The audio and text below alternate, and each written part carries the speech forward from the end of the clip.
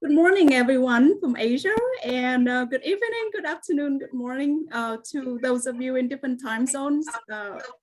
It's my pleasure to host the first webinar of the Affiliate Network Professional Council of TESOL International. I need to mute someone. Not mute.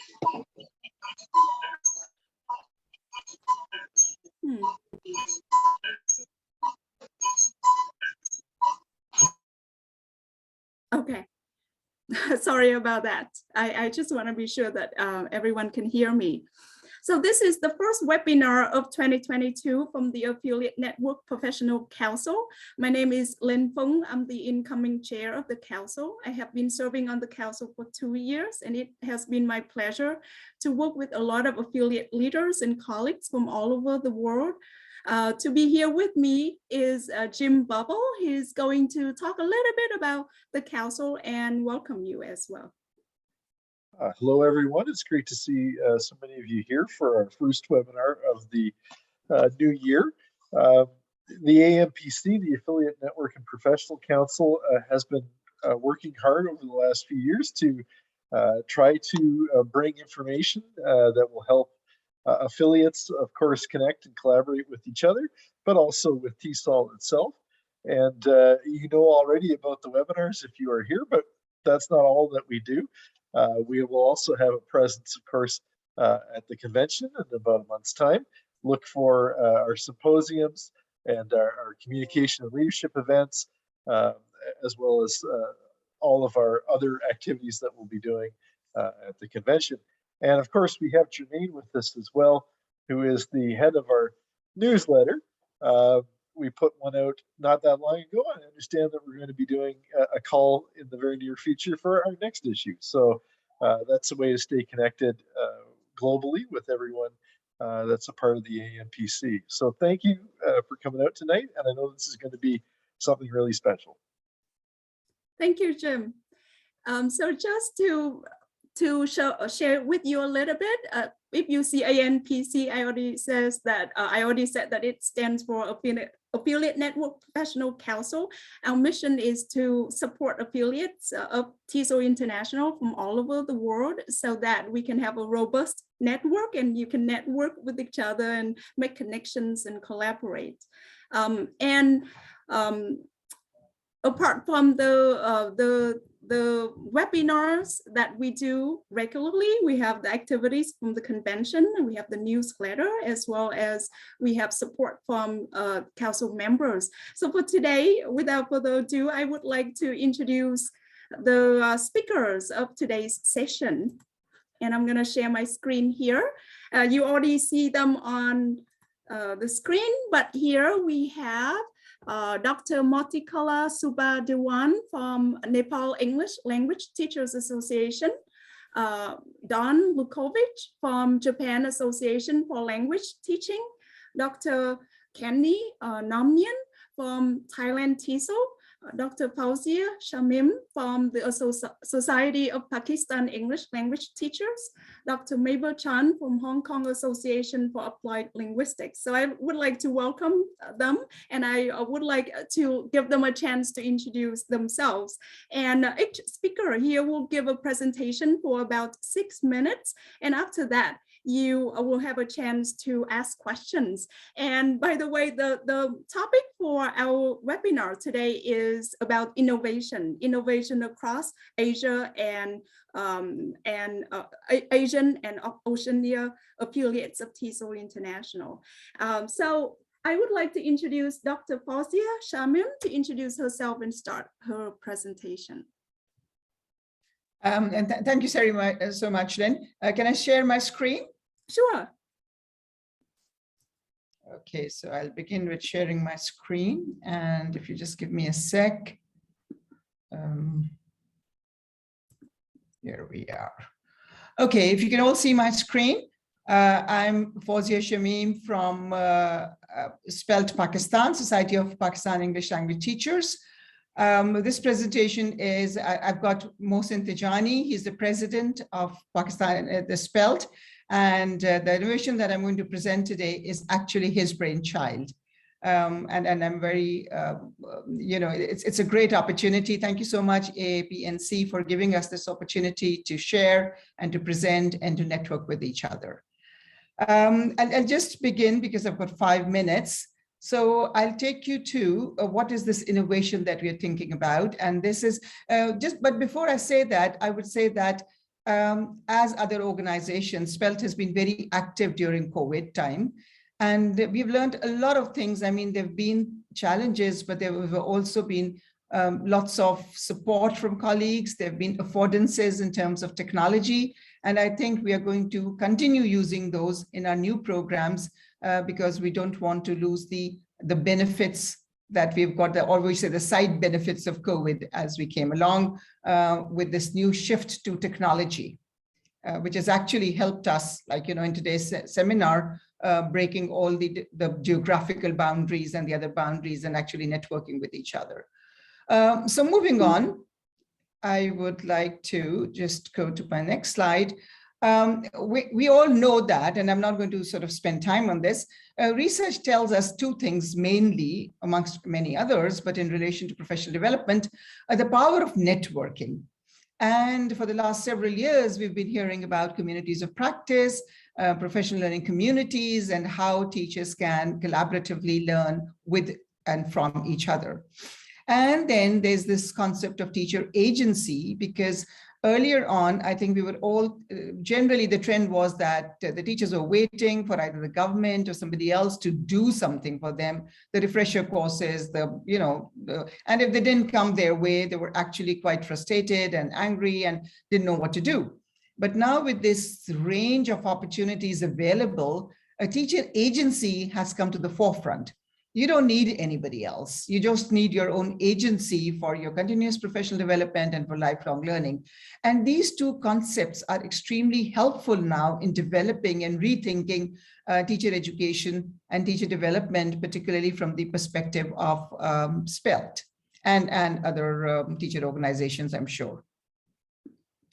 Before I tell you a little bit about this program, and I just want to spend a minute giving you the background so that people who are not familiar with Pakistan and the teacher education status there, they just know what, they can put this program in context. First of all, unfortunately, there's still no teacher licensing in Pakistan. Everyone can be a teacher. You can be a teacher straight out of the university. You can go to a classroom with no professional training.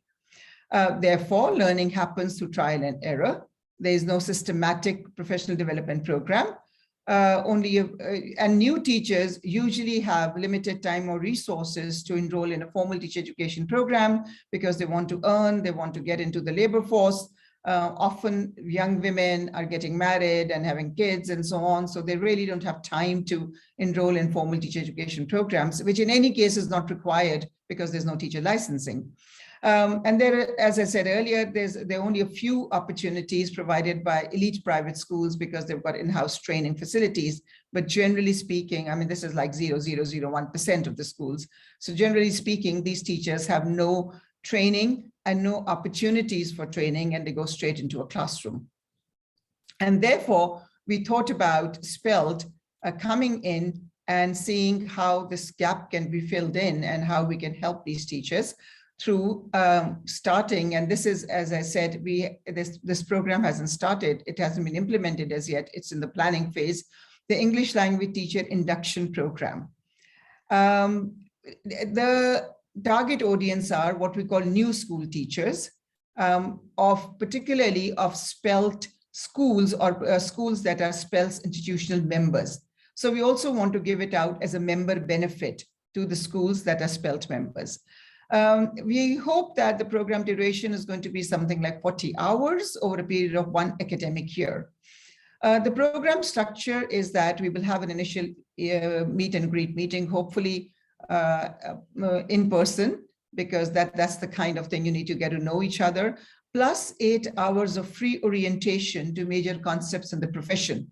So like a broad general understanding of, hey guys, you're now a professional, you're an ELT professional, and you need to start thinking about standards and benchmarking and proficiency levels. So very broad-based concepts that all professionals need to be aware of, because that's the language that they need to talk to each other and to standardize their own work and share with others. Then the participants will be given an opportunity, and this is something that they can choose themselves, because SPELT offers paid workshops and short courses regularly, and they can attend 3 to 5 needs-based, depending on what their needs are. They can go and select from the menu that is being offered, and a SPELT mentor would be able to facilitate them and help them, like you have student advisors. So this would be a SPELT mentor advising them about what kinds of things might be more useful for them. The participants would also be able to attend free monthly academic sessions, which are offered by SPELT since its inception 38 years ago. It's been happening every month for the last 38 years. And they are free to members and non-members. So they can go and they will attend those 12 one-hour sessions per year, which makes a total of 40 hours. Then we would assign a SPELT mentor to each school to work with a school-based mentor. And we hope that we would be able to set up an online learning community with the school. If that is not possible because the school does not have the resources for that, then there's also a possibility of an in-person meeting, 1-2 hour meeting every month. But at the same time, we want to start a training of mentors for participating schools, so that very soon the SPELT mentor would first work with the mentor from the school, the one who's being trained, and who's actually, this is almost like, apprenticeship, working with the SPELT mentor and getting trained. And then they would actually take on from there and continue the process. So the idea is that it will not be a heavy, in terms of the students or the participants or the schools having to provide a lot of funding, because in COVID-19 situation, resources are quite limited. They were already limited, but there are more constraints because of different kinds of economic opportunities not being available and so on. So we hope that this kind of a program will have flexibility. It could be an incentive for schools to become institutional members of SPELT, and all of us are always thinking about how to widen our member base, and we thought this might be a good incentive. And particularly for schools, which, as I said, the majority of schools in Pakistan that do not have in-house professional development units. We hope that this will also meet the emerging needs of early career English language teachers, because they can actually focus on the things that they need and pick up from the menu of offerings of workshops and courses. It would also provide bite-sized development opportunities. People are so busy, you would not believe it. I'm sure we all know how busy the teachers are, particularly young teachers who have to cater for families and their social influences, and they need to give time to other things. So this will provide them these bite-sized opportunities. They will also be able to develop and follow a personal development plan. So that's where teacher agency comes in, and that's where the role of the mentor comes in. They will be able to follow flexible schedules, so take the courses when they're available. And then a pay-as-you-go facility, so they don't have to sort of put in a lot of funds and money at the beginning to pay for a teacher education program. And we do hope that eventually this is going to be for lifelong learning, because SPELT mentors will be able to help establish communities of practice. And we will also be able to facilitate that through the SPELT platform, as I said, through offering them a teacher mentoring program. So that's where I think I'm going to end there, because Elaine, I've done my 5 minutes, I think.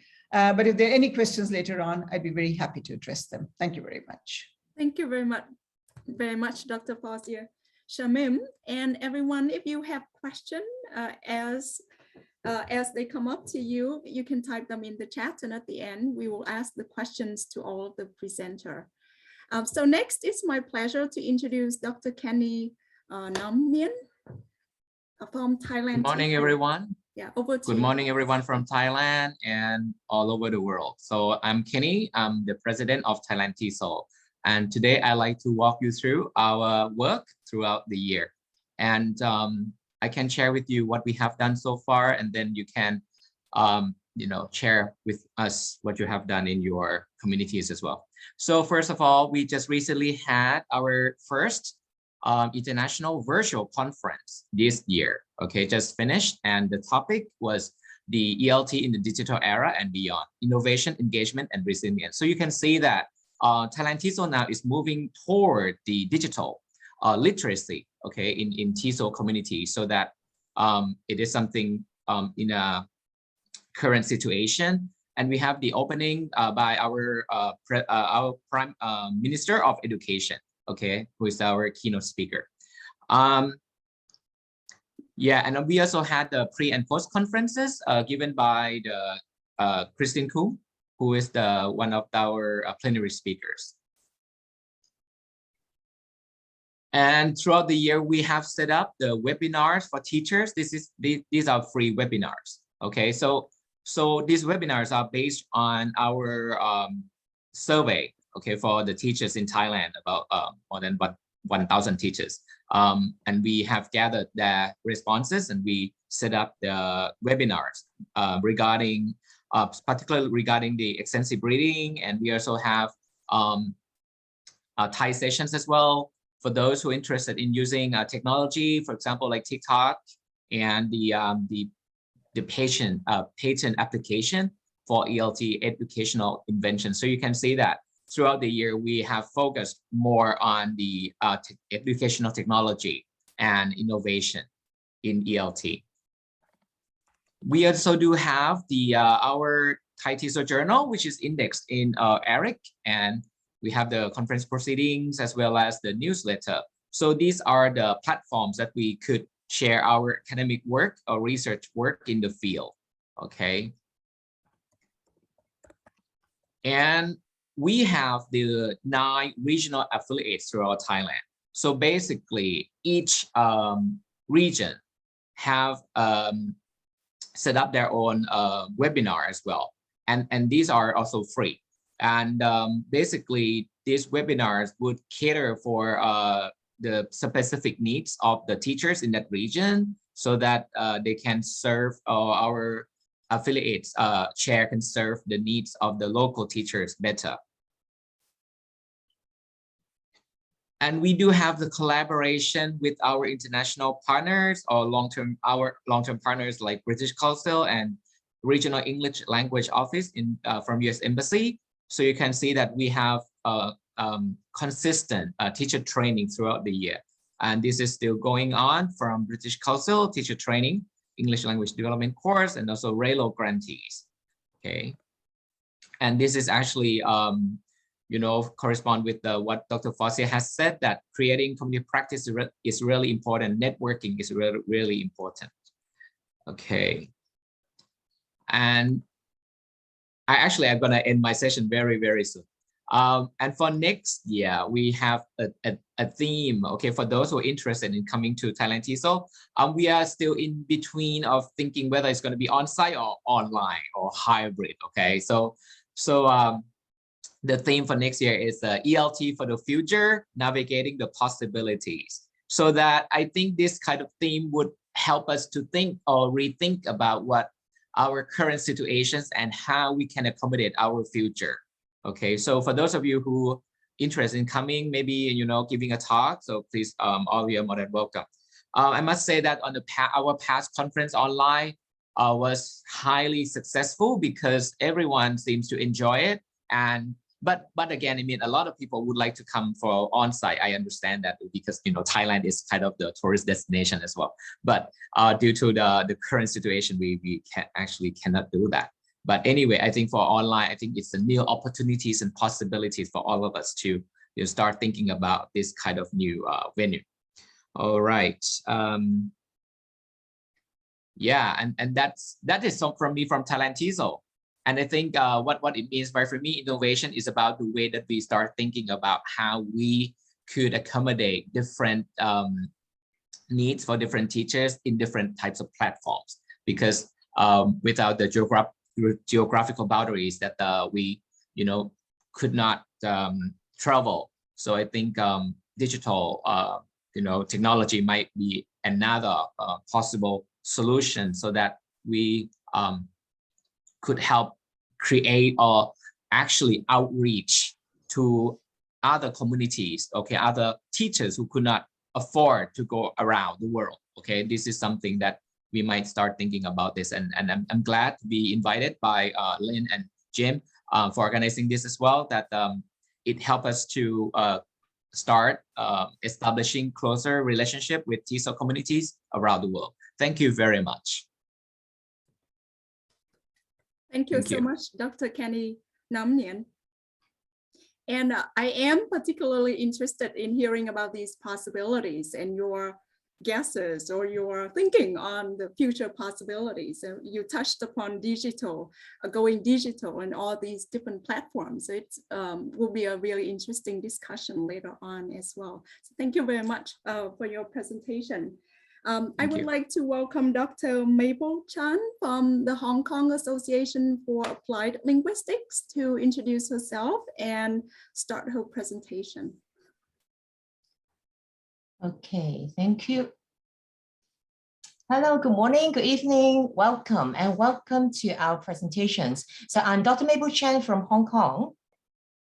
So today I'm going to introduce the scholarship platform we are working on. So this is a project initiated by the director of the Center for Language Education of Hong Kong UST, Hong Kong University of Science and Technology. So we have representatives from other universities working together.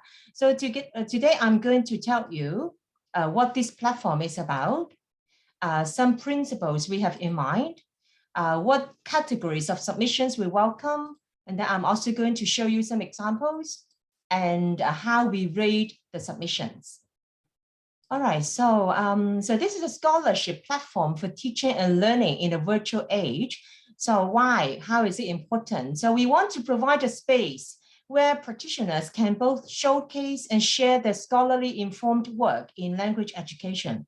So this is not just limited to a formal academic research, empirical studies. We welcome other categories of submissions as well, which are related to teaching and learning. So this is a place both to contribute to existing research and also to make sense of existing research, because applying to teaching and learning.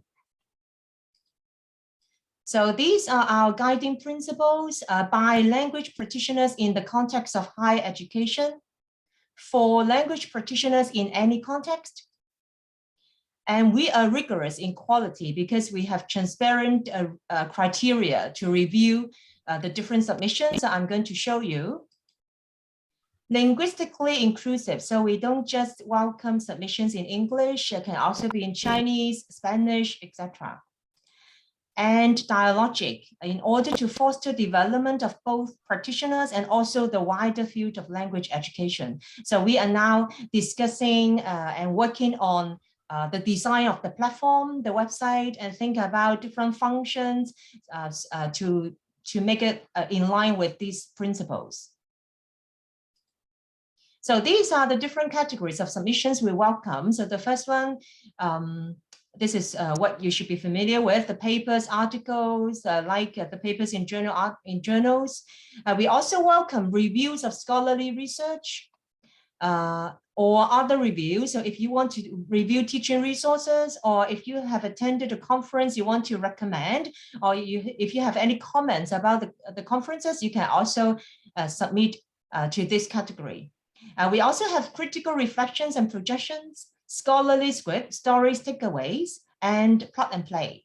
So let me show you some guiding questions so you can understand more what each category is about. So we have guiding questions as well, so that if you're interested, you can read the guiding questions and decide which categories you want to submit your paper, your work to. So we have papers, articles. This is about review of scholarly research. So if you have read a book chapter, a journal paper, and have some original ideas or comments about teaching, learning that you want to share with us, then you can consider submitting your work to this category. So it can be in any mode, text or audio or video. So we have some specifications here, and there are some questions for you to consider. What is the purpose of your review? How is it significant? What is the publication about? What are your views? What are your insights that we can learn from? How is it related to language teaching and learning, etc.? So this is about review of scholarly research. And then we also have reviews of teaching resources or conferences. So you may have access to some teaching resources. You want to share with readers how you find their usefulness or relevance, or perhaps you have attended a conference. You also want to evaluate the content of the conference. So you can consider submitting your work to this category. So again, these are the guiding questions. This is for a review of teaching resources. These are the guiding questions for a review of conferences. So what is the specific conference you're talking about? Any essential information you want to give? What is your review about? What is the purpose? How do you find the overall effectiveness of the conference? What is your overall experience? In what way can the conference inspire you, etc.? Okay, so these are some guiding questions. So they understand what to include in their work. So this is another category, critical reflections and projections. So if you are reflecting on your existing teaching practice, or considering implications from published research, or if you have introduced a new initiative or strategy in teaching you want to share with other teachers, then you can consider submitting your work to this category. Again, can be text, audio, or video. So these are some guiding questions. What are you reflecting on? How is it related to language teaching and learning? What are the intended learning outcomes you want to achieve? What is the initiative about? How do you implement it? How do you measure the effectiveness of the measure? How will you adjust the way of implementation based on this reflection, etc.? Yeah, so we also have scholarly script stories takeaways. So if you have something short, thought-provoking, a highly applicable piece, which you think will be of interest to the language education community, so you can consider submitting your work to this category. Yeah, again, we have some guiding questions. So this is plot and play. So plot and play meaning that this is something easy for language teachers to use, to apply. So in the sense that language teachers could use them as is in the context of their classes. So again, there are some guiding questions. So if you're interested, you can also have a look at the guiding questions and consider which categories you want to submit your work to. Okay. Let me see.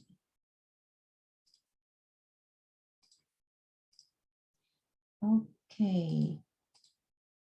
So in order to facilitate understanding, we also give some examples for each category. So people can have a clear understanding of what it means by paper. So this is an English text example, Chinese text example.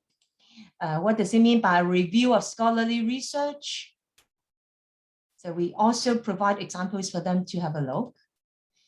So these are some reviews of teaching resources and also symposium conferences. So we have some examples. Critical reflections and projections. So this is a reflection of using drama in the second language classroom. Yeah, scholarly script stories takeaways. Plot and play. So these are some reviewers' ratings. So how criteria. So how do we review the submission? So there are different aspects. We focus on innovation and or impact.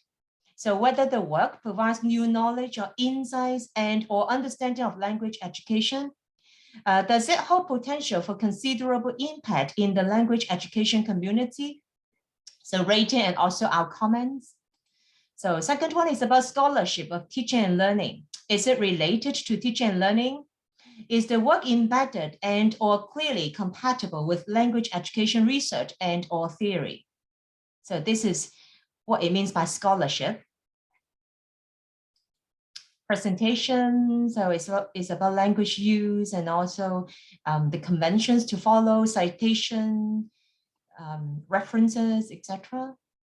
The last one is about whether the work has met all other expectations of the particular category not covered by the above criteria. So these are the guiding questions I just showed you. So if you're interested, you can also refer to the particulars of category. Okay, so these are all the 4 major criteria for reviewing the submission. So we are now thinking about the design of the platform, and we will also have a trial in June. So all of us in the committee will submit something and then we'll upload to the platform.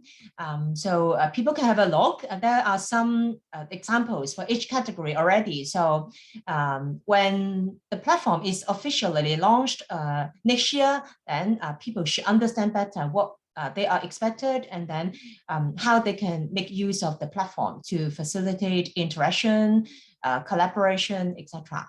Okay, that's all I want to share with you. Thank you. Thank you very much. Thank you. Yeah, I love the innovation. I love the content. It seems like it's a great idea to specify all those principles and all the information before uploading to the platform. So that sounds really interesting. Thank you. So next, I would like to introduce Dr. Motikala Subadewan from Nepal English Language Teachers Association to introduce herself and start her presentation. Oh, thank you, Lynn. Allow me to share my screen. Okay. Yes.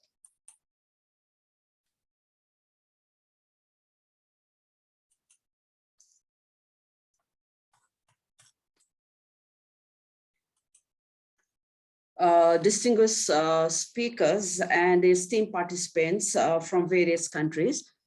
I would like to, I'm Namaskar, I'm Motikala Subadewan from Nepal.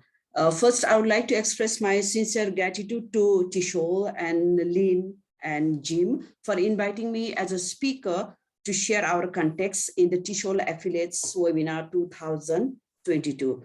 Do you see my screen? Yes? Not yet? Okay. Now, is it visible? Lynn, visible? Yes. Okay, yes. Thank you. So the theme of my presentation is the same given by the TESOL affiliates, and yeah, but I will speak on the context of Delta. Not this one, sorry. Oh, I'm sorry, this one is, yes. Okay, look at this map. This is a map of Nepal. When you see in the blue color, they are all our branches, and highlighted by the yellow, they are our provincial committees, and red is that is the center office. And we work through our branches, 58 branches and 7 provincial committees across the countries. And NELTA is actually the membership based. Sorry, Motikala, we can't see your slides. We can't see your map. You can see that we see the Word document that you have visible, but not the map that you're trying to present. Oh, okay. Okay. Is this, yes, clear now? Yeah. Oh, that's it. Yes. Now Yes. you see this? Yes, we can. Is it okay now? Yes, it is. Yes, yes. Yes, I'm sorry. Sorry for technical. We are not very much perfect about this. You see the maps here, and all blue, they are our branches, and in yellow, that's our provincial committees, and the red is our head office. And we have 58 branches across the countries with the 7 provincial level committees. And NELTA is a membership-based voluntary organization. So members are our strength, and we walk through all these members, and otherwise we can't survive. And it's a voluntary organizations. And we cover actually 60 districts out of 77. And the second one, I don't want to take the much time. Before I go to talk about the future innovations, I would like to talk about a little bit about the COVID impact. So it was hard on our organizations. When the government announced that the lockdown in January 2020, then the country entered into the strict lockdown. and all the borders and all the essential government services were closed, and even the institutional educational institutions, your primary schools to universities are closed, and NELTA was also closed for 4 months, and again reopened, again closed for 2 months. So because of that, we had to face a financial crisis that affected our activities and the projects, and we had to cut off our few staffs, and that was very painful decision. But most of our NELTA members who are teachers, they are out of job.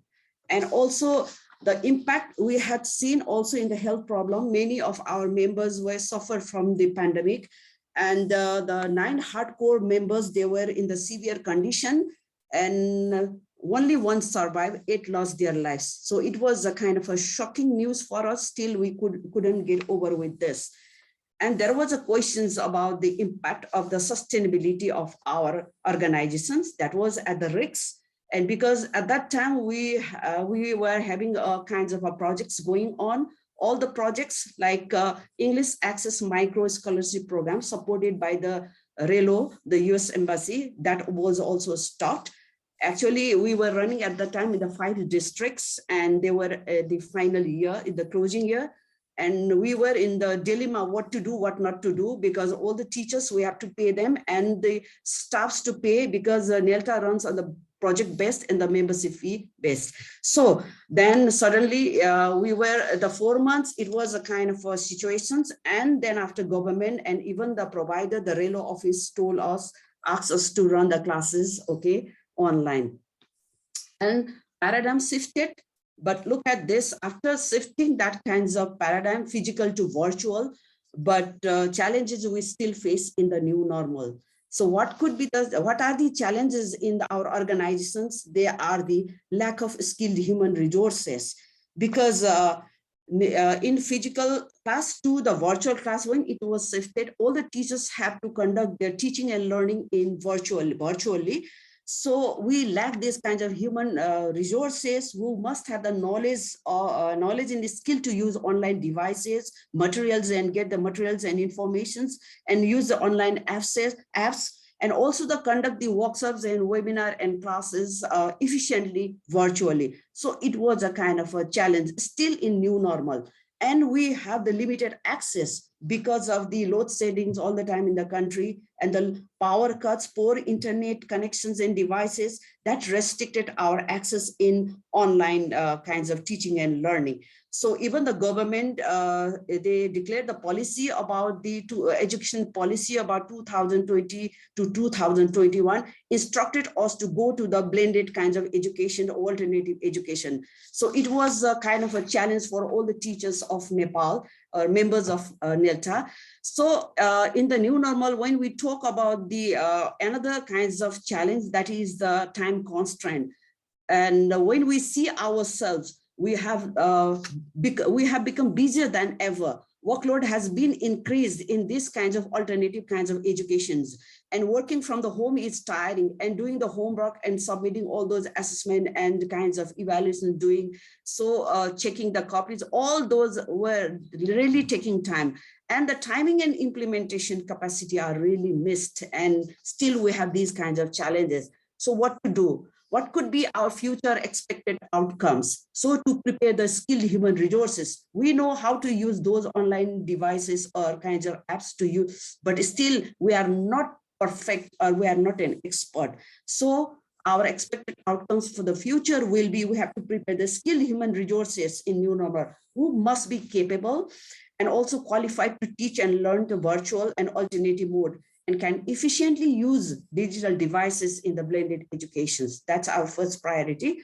And the second one is to prepare the thought trainers of the teachers, because we have the 7 provincial committees and the 58 branches. And every time when there was we are going to conduct some kinds of trainings or workshops or webinars, then they ask the trainers or experts from the center. So it takes time, and it's also very, very tiring to send and look for those kinds of facilitators or experts. So our plan is in the future to prepare the trainers of teachers in every branches and every sectors. And The third one could be the collaborative cross-border projects, and which we are going to do that. And we are working in the collaboration with all the regional kinds of organizations like BELTA, SPEL, ELTAI, JOLT, because this will be an instrumental to adopt collaborative partnership approach for academic publications, quality research, workshops, meeting and seminars, and also conference to promote each other. These are the expected outcomes. Okay, we are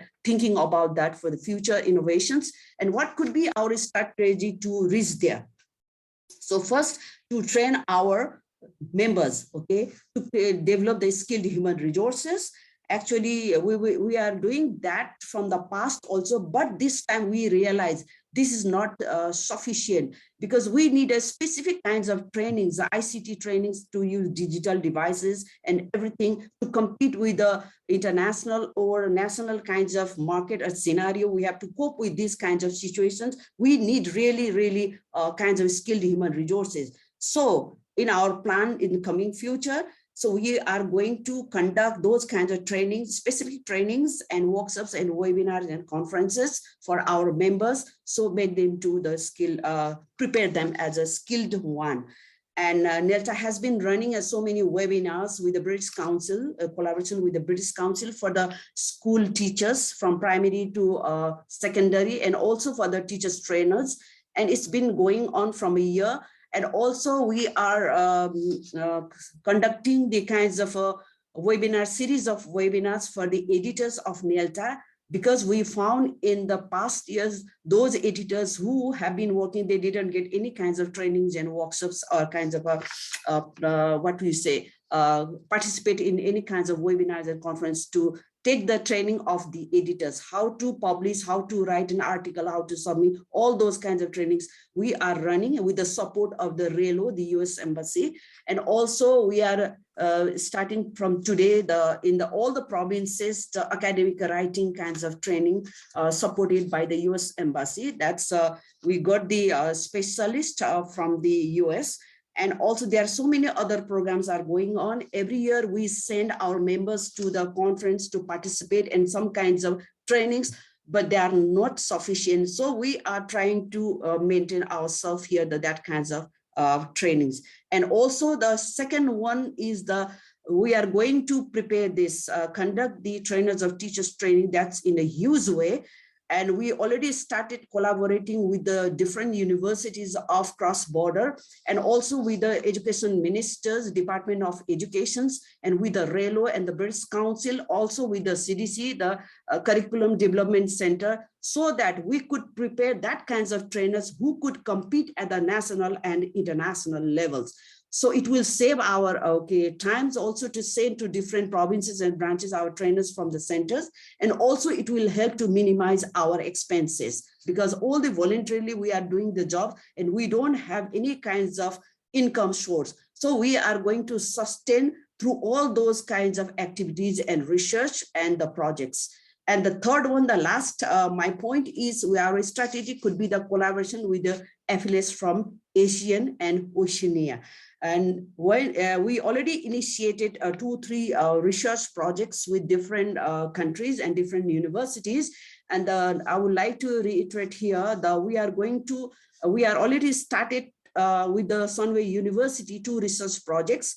One is it's about the materials designed by the students, the children, and they prepare at their local level, so we can use that kinds of educational materials to their respective places. So we already selected and interviewed so many students and teachers from the remote places. We are conducting this research for the public schools, not for the private schools. They are already advanced and they have that kinds of facilities. So we already started that kinds of project with the Sunway University of Malaysia. And another project is about the we are going to talk on the scenario of multilingual education in the respective places. So there are 5 countries are involved. And another one is we have already initiated the research article publications with the different organizations, that is the MELTA and Malaysia and BELTA Bangladesh. So this is a kind of beginning, and we will start and we will continue it with the different organization. This is the first initiation, our cross-border regional initiation, we could say that, to survive our affiliations and to bring that kinds of what you say, the best practices and experience to share with each other.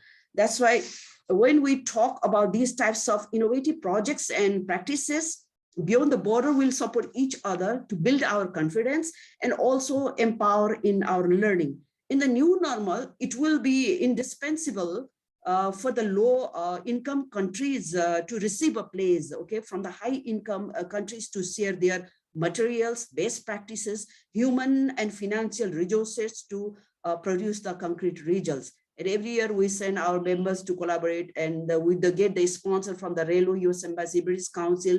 Sometimes we ask for the government from the universities, but still they are not sufficient. So future strategy or innovation could be to conduct the TOT program, which is in a large scale, to prepare the kinds of a master trainer for national and international level, and all the kinds of trainings and programs to develop a human skilled, okay, human resources who are very skilled. Dr. Dewan, I'm sorry to interrupt you, but if you can also wrap up the presentation. Yeah, this is the last, I'm sorry, 1 second. Well, I will take 1 second. So I think, so I'm trying to summarize all. So our innovation will be the trainings and conduct the TOT and collaboration with the affiliates from ASEAN and Oceania. So without the affiliation, I think with other affiliates, it will be difficult to sustain in coming days. So thank you very much. Sorry for the taking more time. You told me to remind you, so I took the time. Thank you very much for the presentation. I'm very happy to hear all of the programs in Nepal, and everyone has been very impressed with the amount of work as well as the initiative from the country, from the organization. So last but not least, I would like to introduce Dawn Lukovic from Japan Association for Language Teaching to give her presentation. Thank you. Great, thank you very much. And I'll try to keep it very short and sweet.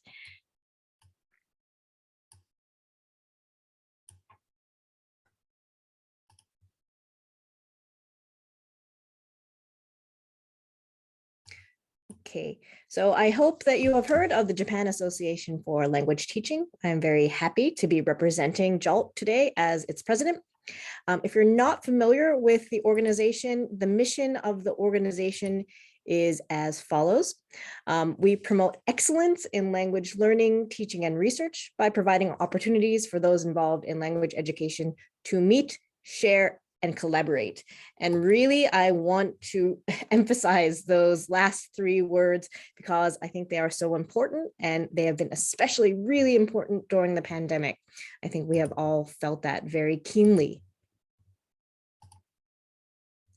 So a little bit about the organization. We have more than 2,000 members.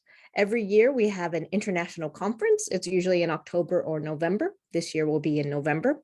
And we have about 1,500 attendees. Last year and the year before, we had online conferences. This year we are hoping for a face-to-face or hybrid conference. And I'll tell you more about that later. We also have 100 executive board members and more than 100 officers. So there are many people who make this organization work. So today I'll tell you a little bit about the 3 innovations we pioneered during the pandemic, because certainly people still want to meet, share, and collaborate with other people even during the pandemic. So we've had to think of new ways to do that. And the 3 innovations that we've developed in response are hybrid meetings, new committees for our organization, and also Zoom for professional development, which you may have heard about before, or you may have even attended. First, if you don't know the following technology or something like it, you might be very interested in it for the coming months. So this is how we are doing hybrid meetings in our university, or in our organization.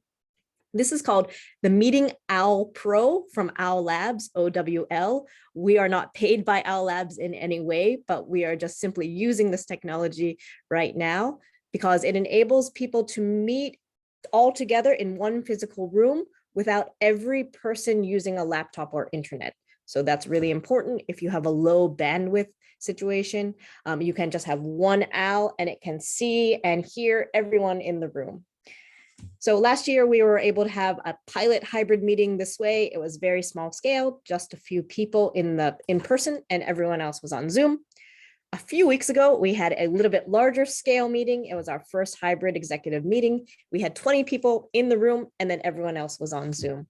So we hope that having hybrid board meetings in this way will enable us to be more flexible as an organization, will allow better accessibility for people, and also a greater variety of people who will be willing to become officers or members or participate in meetings.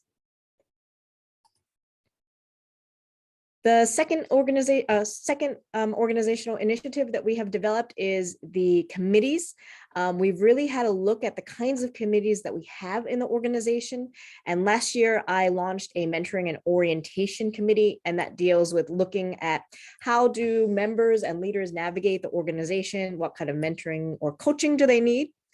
We also run our own online writing center, and this is called the Writers Peer Support Group. This has been running for more than 20 years, and it's assisted hundreds of readers and writers.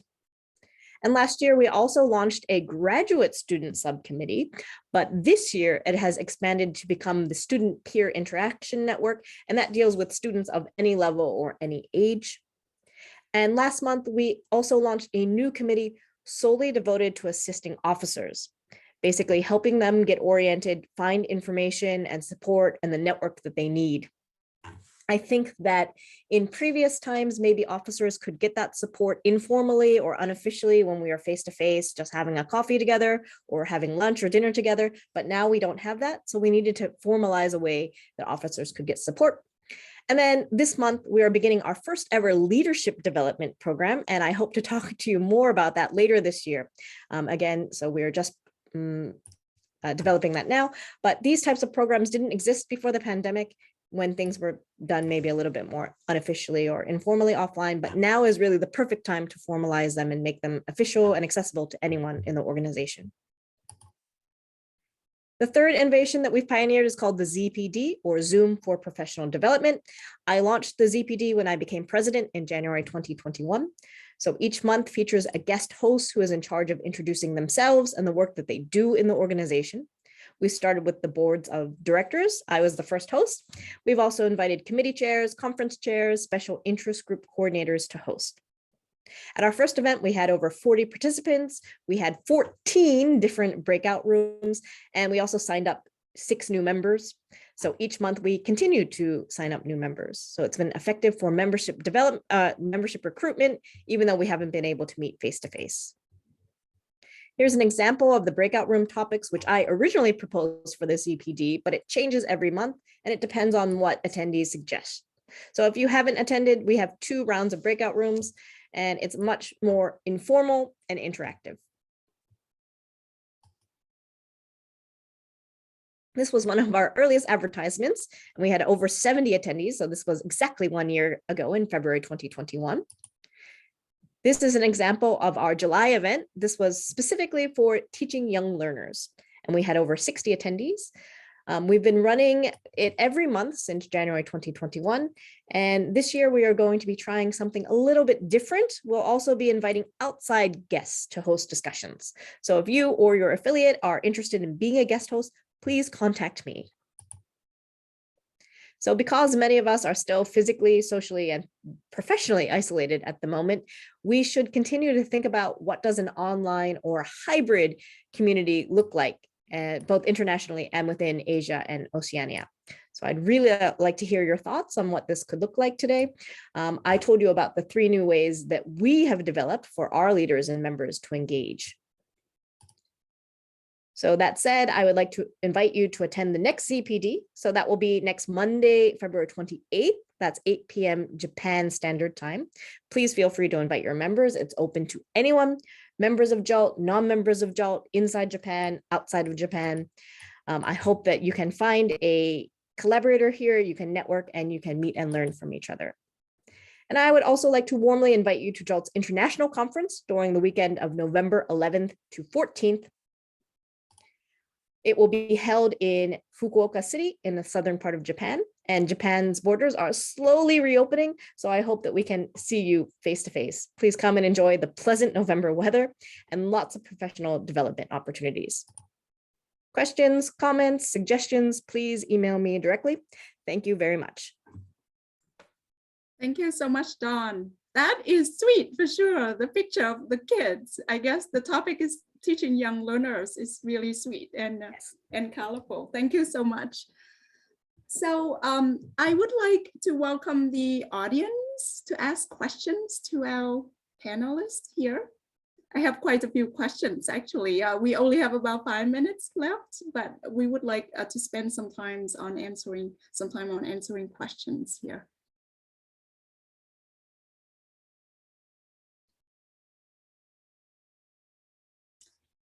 So actually, I'll ask my question because it's kind of a burning question around innovation. Maybe you can answer one or you can answer all of them. What is considered an innovation, or maybe that is too easy? I will let you define what an innovation is. What makes it successful, right? What makes the process of innovation successful? And among the different programs and initiatives that you have, what has the greatest impact so far?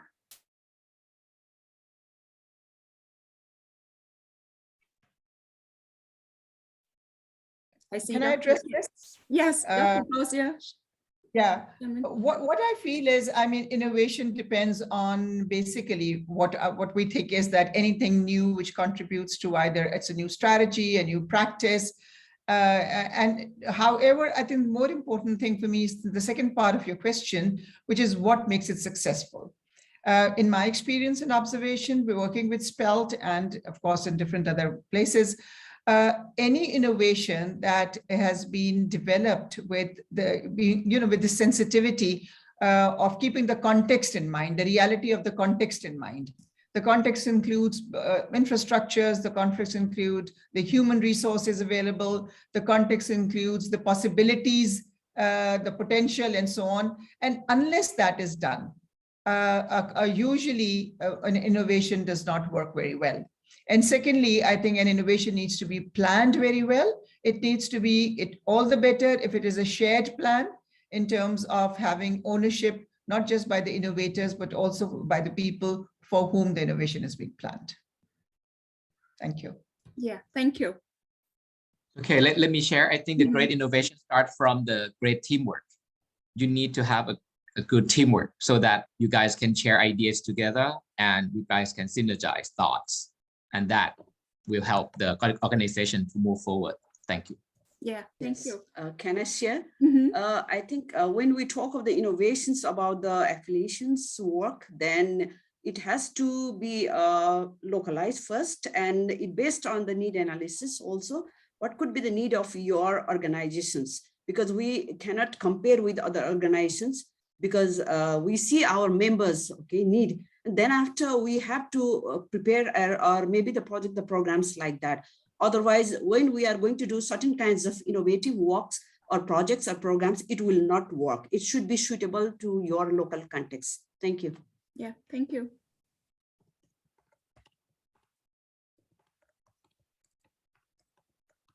Dr. Chan, and would you like to add anything? Sorry, hello. Yeah, so I agree that innovation should be related to the need. So whether the initiatives are related or whether they may be helpful to address your needs. Yeah, maybe it's also related to the impact, but even if finally you cannot achieve a high impact as you expected, but it may still innovative. So we still appreciate the attempt and also the ideas. Mm-hmm. So that's what I think. So the process also important, but not just the impact, I guess. Mm-hmm. Right. Yeah. Thank you. I cannot agree with you more. In my work, of course, I'm trying to create things, and right now I'm developing an app and all the things that you just advise. resonate with me as well. In any kind of innovation, it has to be localized, it has to be contextualized, right? It has to be based on teamwork, and when you have, especially when you have diverse ideas, that is better as well. So I'm very conscious about trying to have diverse ideas from different people. So thank you very much. I know that we are out of time now, and we have a survey in the chat. If you can take some time to complete the survey, but if you have maybe the last a few last words for us, looking into the future, what possibilities, what vision do you have? Where are we going? You can make guesses. We don't have to be correct here, but I'm just interested in hearing a few words from you in terms of pointing to the future. Where are we going? One thing that I think is very clear now, that we cannot work in silos anymore, and we should not work in silos anymore. So we talk about teamwork at the local level, but I think this thing of crossing boundaries, geographical boundaries, that this virtual the technology has made possible, and it has popularized during the COVID, because I think what has happened in the last 2 years in terms of our use of technology, at least in Pakistan, it would have taken 10 years for us to get there, because people are so resistant to it, and particularly teachers, but now there was no choice. So I think the future looks extremely good, because now we are talking about teamwork and sharing across the globe. And I mean, going back from today, I feel so invigorated, and I feel so full of energy with all these ideas, wonderful ideas that have been shared. So I don't have to go and start thinking from scratch. We can start from here and take it back to the board, and hopefully then collaborate and learn from each other, right, in the process. So thank you very much, APNC, for making this possible. Thank you. I'm very happy to hear that. I would like to share that, because when we are going to talk about the possibility with the affiliates cross-border, so we could do in different projects and publication and research work also. Even we can organize the conferences, international conferences and other programs together. So we can do that, but somehow we can leave our local aspiration, or kinds of what we say, the kinds of not the concept, but we have to take the spirit of the local also, and what they need, that is another side. But when we talk about the cross-border affiliations, then we have to think about what could be the favorable, or maybe the suitable for all the kinds of regional affiliations, or maybe the kinds of Oceanias. So in some way we have to come to the compromise term, or maybe some grounds which has a common one. And when we are preparing the materials for the students also for the local level, so it has to be, if we have to take it the cross-border or internationally, then we have to think about their side also. So we have to take and compromise in some way. I think the collaborations innovatively, that the possibility is there, but there are a lot of challenges and reservations we have. Thank you. Yeah, thank you. So maybe we can organize, talking about the next session, let me just share very quickly what we have coming up. But after this, we would love to have a big group photo. Anybody who wants to turn on your camera, we can do that and take a big group photo. This is a really well attended and energetic meeting. I'm so happy and energized after this. So let me share my screen very quickly. We have some exciting programs coming up here. This is our first webinar of the year, but in April, we're going to have affiliates from the Middle East and Africa. In June, we hope to also participate in the TESOL Advocacy and Policy Summit. Actually, we were thanked for starting a panel on global advocacy, and it has been really successful in the past 2 years. And in July, if you cannot attend that summit in Washington, D.C., then we do a recap of that session so that we can share on the topic of global advocacy as well. In September, we're going to do a session on Europe, and in November, North and South America. So please come back to our webinars here and network more and share more as well. So that is it from me today, and I would like to take the screenshot for all of us. If you want to come on camera, turn on your camera. I have, let me see if I can have a bigger screen up here now. Okay. So, okay, I'll wait for a few seconds. I don't think I'm gonna take a screenshot of just name, so maybe just the first screen.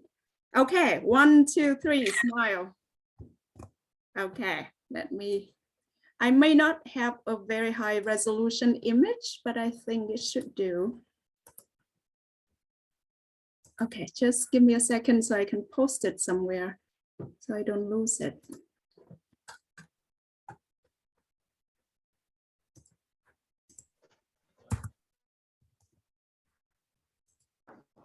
Okay, I think I got it. Thank you.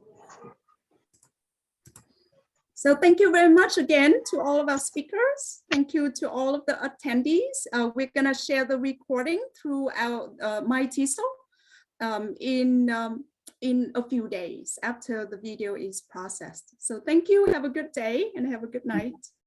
Have a good day. Thank you very much. Thank you. Thank you. Yeah. Thank you, everyone. Bye-bye. Thank you very much. Bye-bye. Bye. Need to rush to office now. Bye-bye. Bye-bye, Fauzia, Jim, Jamin. Yes, Lynn. Thank you so much. Bye-bye. Thank you so much. Bye. Bye-bye. Bye-bye. Yes.